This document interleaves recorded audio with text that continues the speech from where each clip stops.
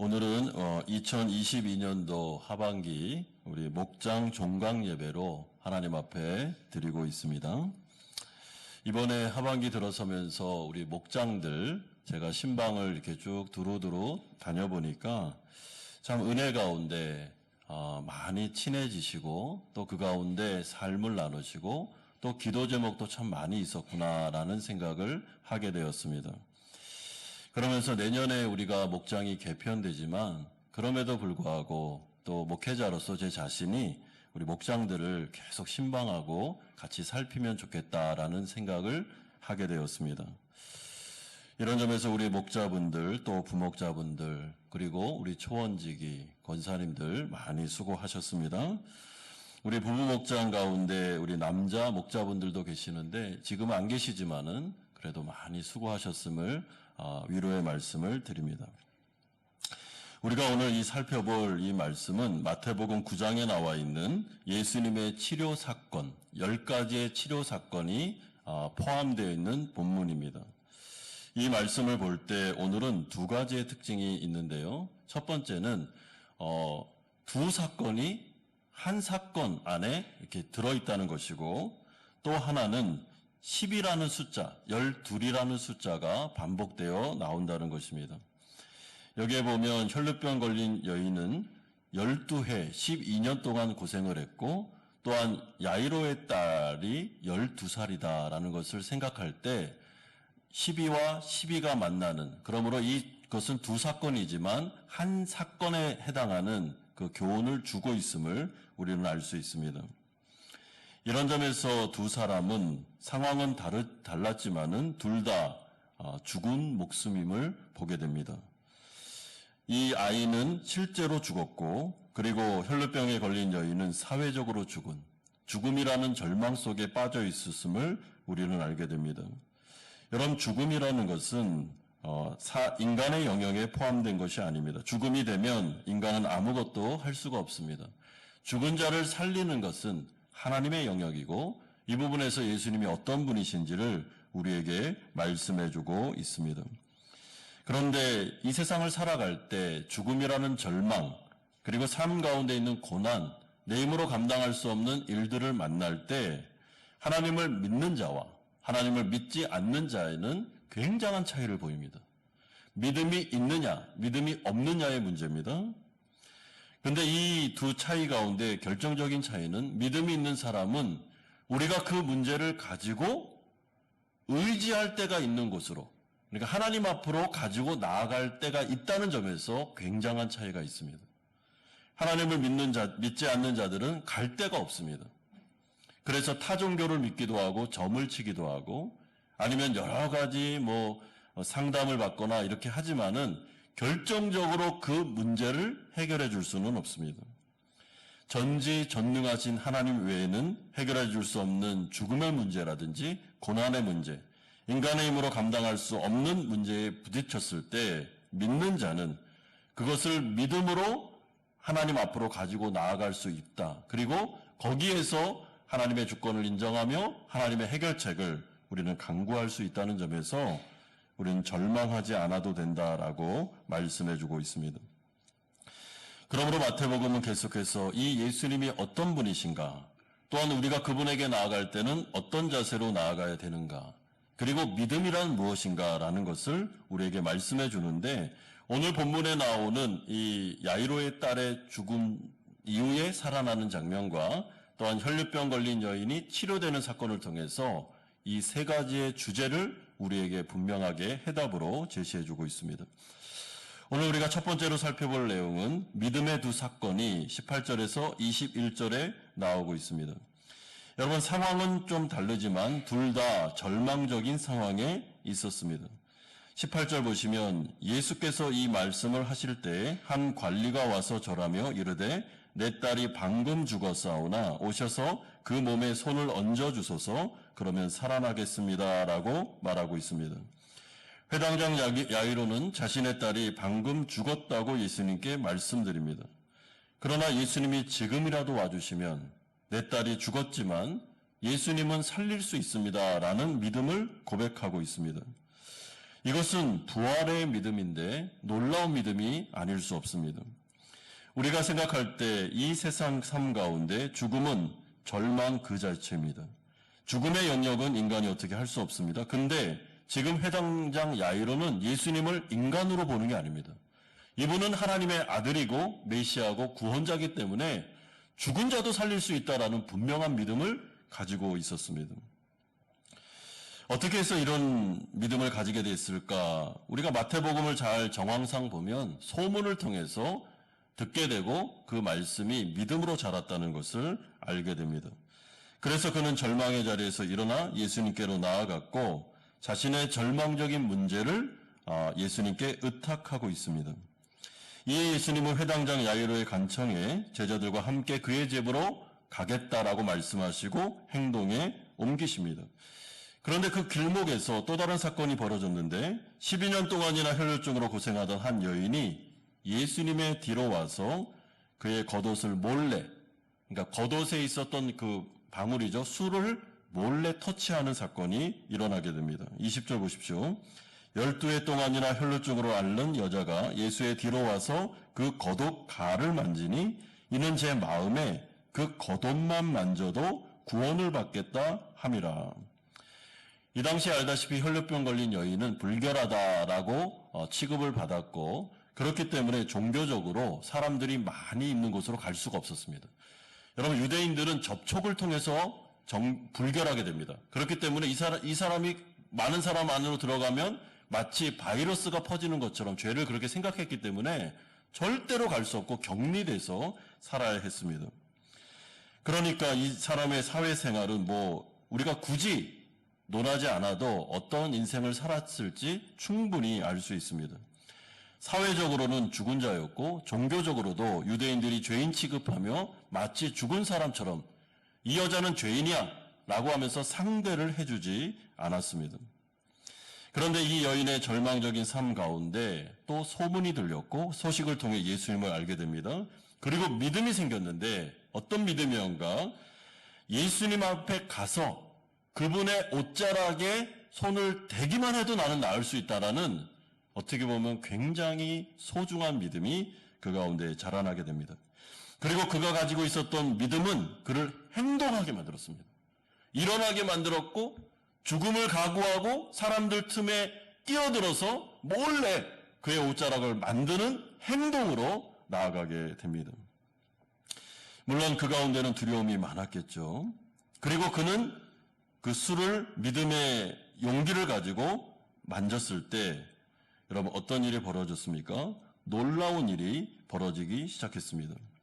이런 점에서 우리가 이 믿음이라는 것을 좀 생각해 볼 필요가 있는데 여러분 이 믿음은 회당장 야이로와 혈루병 걸린 이 여인에게 있었던 믿음은 그냥 관념적인 것이 아니었음을 알게 됩니다. 믿음은 행동하게 만듭니다.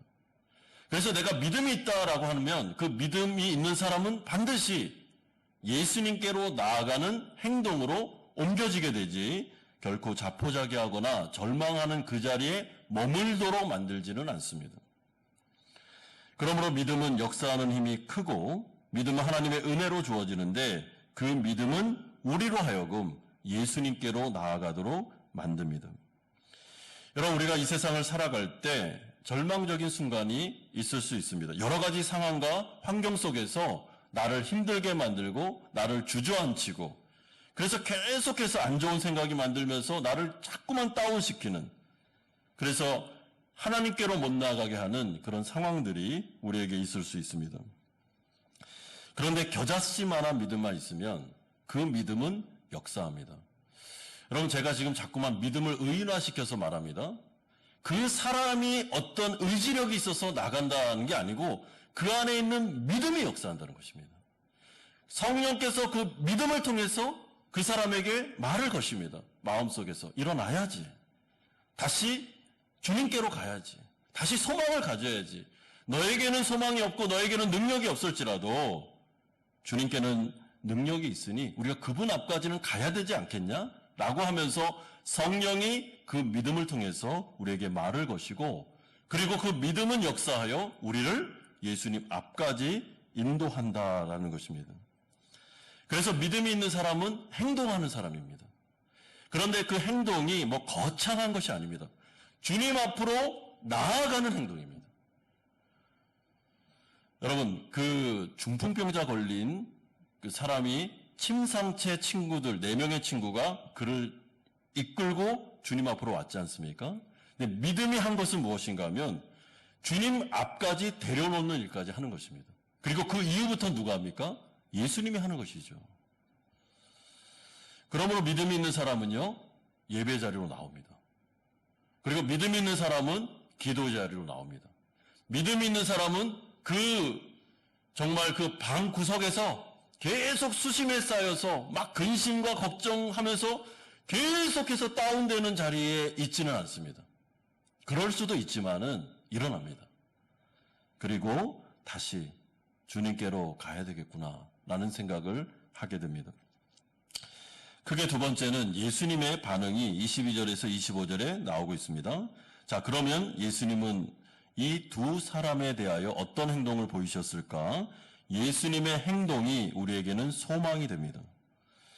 여러분, 예수님은 이 두 사람의 이런 반응에 대하여 매몰차게 대하거나 이들의 요구를 전혀 무시하지 않고 있습니다. 22절에 보시면 우선 예수님은 혈루병 걸린 여인에게 놀라운 반응을 보이시는데 예수께서 돌이켜 그를 보시며 이르시되 따라 안심하라 네 믿음이 너를 구원하였다 하시니 여자가 그 즉시 구원을 받았다라고 말하고 있습니다.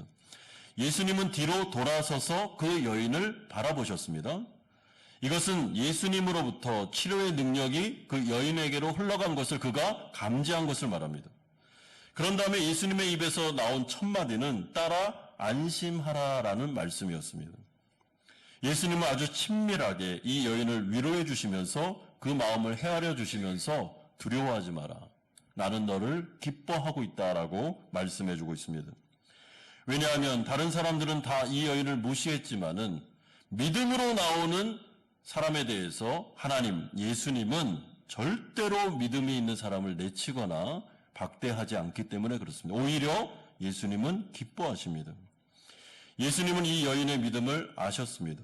그 믿음을 귀하게 여겨주셨고 그러므로 네 믿음이 너를 구원하였다라는 위대한 선언을 해주고 있습니다. 그리고 즉시 이 여인의 병은 완쾌되게 됩니다. 예수님의 말씀 한마디에 12년 동안이나 고생했던 이 여인의 병이 즉시 치료를 받게 되었고 또한 그의 영혼이 구원받게 되었습니다. 여러분, 이것이 바로 예수님의 말씀, 그의 성품이 보여주는 놀라운 하나님의 위대하심입니다. 여러분, 22절에 분명히 너의 믿음이 이렇게 너를 치료했다라고 말씀하시므로 그 안에 있는 그 믿음 때문에 예수님께서 치료해 주셨다. 그러니까 믿는 자는 반드시 치료돼야 된다라고 볼 수 있는데 그렇지는 않습니다. 여러분, 여기 이 부분이 우리가 정리가 필요합니다. 믿음은 하나님의 은혜를 당연히 끌어오는 그 무엇이 아닙니다. 믿음은 하나님께서 주시는 은혜에 속하는 부분입니다. 쉽게 말하면 믿음은 공로가 아닙니다. 여러분, 내 안에 믿음이 있다라는 것은 하나님이 나에게 믿음을 주신 것입니다. 은혜로 내 마음에 믿음의 씨앗이 뿌려졌고 말씀을 통해서 그 믿음은 점점 성장하게 됩니다. 그러면 믿음이 하는 역할은 하나님의 은혜를 받는 자리까지 우리를 가게 만드는 점에서 믿음은 중요한 역할을 합니다. 그런데 하나님의 은혜 자리까지 나왔을 때 이 사람을 치료할 건지 치료하지 않을 건지는 누구의 손에 달려 있습니까? 주님의 손에 달려 있는 것입니다. 하나님의 주권입니다. 하나님은 치료 안 할 수도 있고 치료해 줄 수도 있는 것입니다. 이 여인이 믿음으로 나왔기 때문에 반드시 치료받는다? 이렇게 보시면 안 됩니다. 여러분, 그런데 놀라운 점은 예수님의 그 성품 안에 우리가 그분을 신뢰하는 것에 대한 그런 비밀이 숨어져 있습니다. 여러분, 히브리서 11장 6절에 보면 이런 말씀이 있는데 믿음이 없이는 하나님을 기쁘시게 하지 못하나니 하나님께 나아가는 자는 반드시 그가 계신 것과 또한 그가 자기를 찾는 자들에게 상 주시는 이심을 믿어야 할지니라. 자, 믿음이 있는 사람은 예수님 앞까지 나올 수 있습니다. 예수님 앞까지 나왔을 때 예수님은 이 사람을 치료해 줄 수 있고 치료하지 않을 수도 있습니다. 주권자시니까. 그런데 히브리서 11장 6절은 예수님의 성품을 우리에게 말씀해 주면서 뭐라고 그러냐면 믿음이 있는 사람은 하나님이 그 사람을 기뻐한다. 그리고 믿음으로 나온 사람에게는 하나님이 반드시 상을 주신다라는 것을 우리가 믿어도 된다라고 말씀해 주고 있습니다. 그러므로 만약에 어떤 사람이 어려운 상황 속에서 믿음을 가지고 예수님 앞에 나와 자신의 모든 문제를 딱 펼쳐놓고 주님, 당신의 주권을 인정합니다. 그러나 당신은 믿음으로 나오는 사람들에게 그들을 기뻐하시고 그들에게 좋은 것으로 주신다는 것을 저는 확실히 믿습니다. 그러므로 저의 모든 것을 주님 손에 이제 맡기겠습니다. 하나님, 알아서 하십시오. 제가 지금 이런 상태에 있습니다. 야이로의 경우는 제 딸이 죽었습니다. 이 혈류병 걸린 여인은 12년 동안 제가 모든 의사에게 다 돌아다니면서 해봤지만 이건 못 고칠 병입니다. 그래서 제가 믿음으로 주님께 나왔습니다. 이제 주님이 이 문제를 알아서 해주면 좋겠습니다. 라고 나올 수 있는 것입니다. 자, 그러면 그럴 때 이 성품을 가진 예수님께서 어떻게 하시겠습니까? 그에게 가장 좋은 것으로 주실 것이 분명합니다. 그런 점에서 주님은 야이로의 딸을 살리는 것이 지금 이 시점에서 이 사람에게 상을 주는 것이며 이 사람에게 가장 선한 것임을 결정하셨습니다. 또한 혈류병 걸린 여인에게는 이 병을 치료해 주는 것이 하나님 입장에서는 가장 선한 것임을 그가 인정하시고 그를 치료하시며 이 두 가정에 구원의 역사를 베풀어 주고 계십니다. 그러므로 우리가 생각해야 될 부분은 우리가 믿는 이 믿음은 하나님이 어떤 분이시며 그분의 성품을 알아가는 작업입니다. 여러분, 하나님을 많이 알면 알수록 우리는 하나님께 더 많이 나아가게 될 것입니다. 하나님이 전능하시고 그러나 그분은 굉장히 선하시며 우리에게 항상 좋은 것으로 주기를 원하신 분이라는 믿음이 확고한 사람은 나에게 어려운 문제가 있을 때 다른 데 안 갈 겁니다. 여러분, 다른 데 가서 해답을 찾으려고 하지 않을 겁니다. 그 방황을 그치고 그냥 바로 주님께로 나아갈 것입니다. 왜냐하면 그분을 알고 그분의 능력도 알고 그분의 성품도 알기 때문에 내가 이 문제 가운데 제일 나를 잘하시고 도와주실 분은 하나님밖에 없음을 알기 때문에 제일 먼저 달려가는 곳이 어디입니까? 예수님께로 가게 되겠죠. 그래서 마태복음 9장에 보시면 믿음이 있는 사람들이 그 믿음을 통해서 막 달려가는데 제일 먼저 달려가는 지점이 어디입니까? 예수님 발 앞으로 가게 됩니다.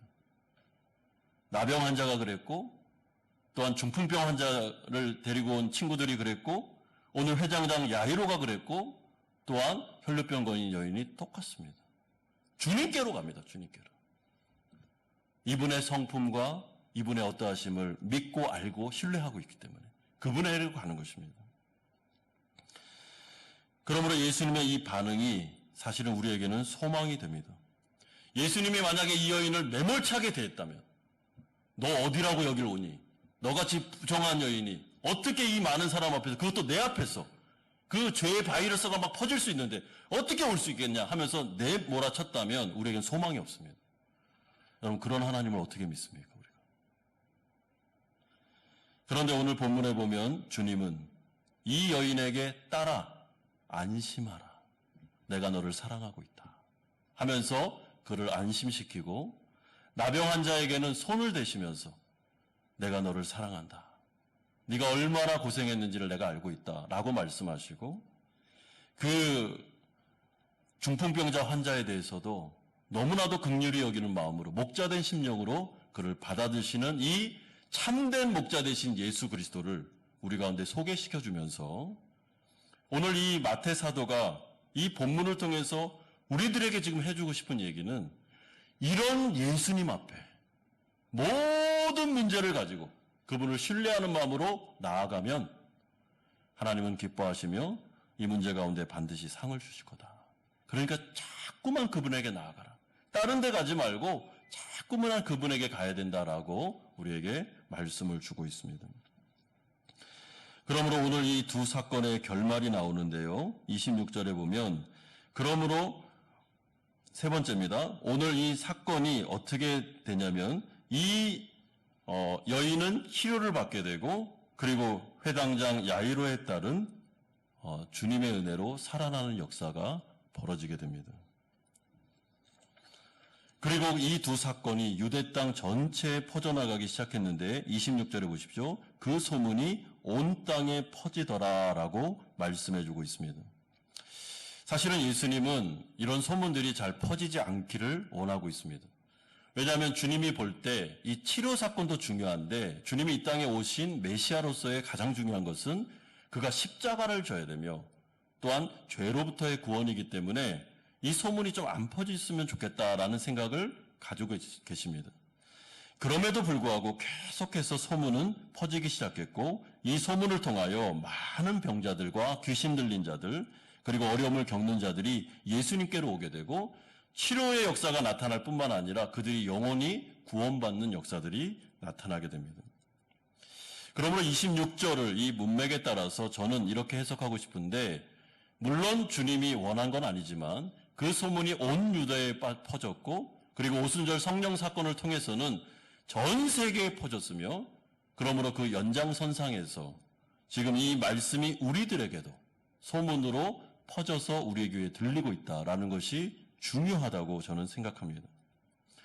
여러분 성령께서는 동일하게 지금 한 설교자를 통하여 이 마태복음을 해석하여 여러분들의 귀에 하나님의 복음을 들려주고 계십니다. 회당장 야이로의 딸 12살 된 이 어린 딸이 죽었습니다. 그런데 예수님의 크신 자비하심과 은혜로 이 회당장 야이로의 믿음을 너무나도 기뻐하셔서 그에게 상 주시기를 원하는 주님께서 그 딸을 살려주고 계십니다. 그 가정을 위로하고 계십니다. 또한 우리는 이 소문 가운데 12년 동안 고생했던 혈루병 여인이 믿음을 통하여 회복되는 소식을 듣고 있습니다. 이 여인이 살아났습니다. 여러분 병으로부터의 회복은 사회적으로부터의 회복과 또한 종교적인 것으로의 모든 회복을 다 포함하는 것입니다. 이 두 여인이 예수님으로 인하여 살아났고 회복됐고 완치되었다. 그의 인생이 완전히 변화되었다라는 소문이 지금 우리의 귀에 성령을 통해서 들리고 있습니다. 자, 그렇다면 이 마태복음을 통하여 지금 성령께서 우리에게 하고 싶은 이야기가 무엇이겠습니까? 동일합니다. 내가 하나님을 아는 만큼 하나님이 어떤 분이신가? 그분은 살아계시고 그분은 전지전능하신 분이시며 그분에게 있어서 못할 것은 아무것도 없다라는 것을 믿는 사람이 있다면 그뿐만 아니라 성삼위 하나님은 성품적으로 너무나도 자비하시고 온유하시며 긍휼이 많으시며 정말 믿음으로 나오는 자들을 내치지 아니하시는 참된 목자라는 것을 알고 있다면 마태복음에 기록된 것처럼 그분의 마음속에는 창자가 끊어지는 목자가 없어서 막 방황하고 있는 양들을 향한 그 자비와 긍휼의 마음이 막 끓어오르고 있다는 것을 실제로 알면서 믿고 있는 자들이 있다면 이 마태복음이 지금 오늘 우리에게 하는 말은 그분에게로 빨리 나오라는 것입니다.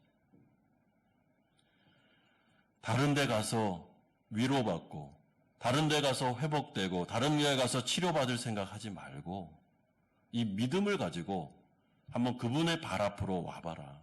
그리고 거기에서 주님의 주권을 인정하고 모든 것을 한번 맡겨봐라. 어떤 일이 벌어지는지를 한번 보자라고 말씀하고 있습니다. 저는 이런 점에서 아까 서두에 말씀드린 대로 믿음이 있는 사람과 믿음이 없는 사람의 차이는 하늘과 땅 차이라고 생각합니다. 예수님을 믿고 하나님 나라 백성 되어 하나님을 신뢰하는 사람은 우리의 인생 가운데 어려움이 왔을 때 내 힘으로 감당할 수 없는 상황들이 펼쳐졌을 때 갈 곳이 있습니다. 우리는. 물론 믿지 않는 분들은 이 부분을 인정하지 않겠죠. 그러나 성경적으로 보면 저는 이것이 엄청난 차이라고 생각합니다. 여러분, 우리는 갈 데가 있습니다. 우리를 환영해 주는 분이 계십니다. 그분은 참 목자 되십니다. 우리를 알고 있습니다. 우리를 기다리고 있습니다. 그러므로 내가 언제든지 갈 수 있습니다. 주님이 이 신약 시대 때 성경을 통해서 성령의 시대 때 우리에게 주신 약속이 무엇인가 하면 은혜의 보좌 앞으로 우리는 주님의 그 언약을 붙잡고 마치 자녀들처럼 담대하게 아빠라고 부르면서 나아갈 수 있습니다. 어느 곳에서든 언제든지 그렇게 할 수 있습니다.